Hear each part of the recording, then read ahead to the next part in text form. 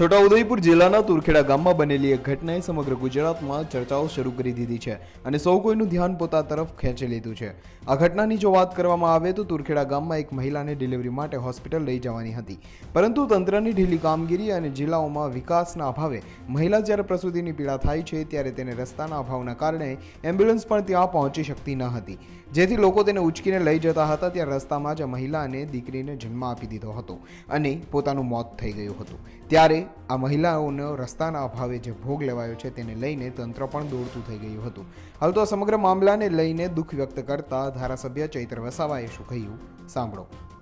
કવાંટના તુરખેડા ગામમાં રસ્તો ના હોવાથી એ મહિલા ડિલિવરીમાં હતા, એમનું પ્રસૂતિની પીડા ઉપડે છે ત્યારે તાબડતોડ ત્યાં 108 પહોંચી નથી શકતી, એટલા માટે એને ઝોલી કરીને દવાખાને પહોંચાડવા માટે ગામના લોકો પ્રયાસ કરે છે, પણ ત્યાં રસ્તો ખરાબ હોવાના નાતે સમયે પહોંચી નથી શકતા અને મહિલાઓનું રસ્તે જ મરણ થાય છે। આ ખૂબ જ મોટી દુઃખની બાબત છે।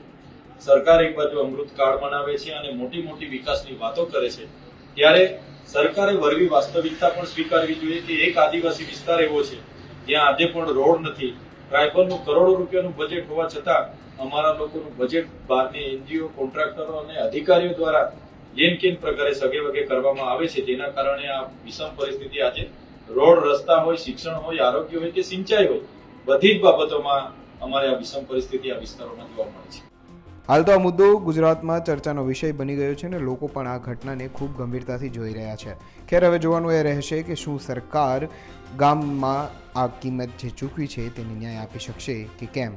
બ્યુરો રિપોર્ટ, ગુજરાત તક।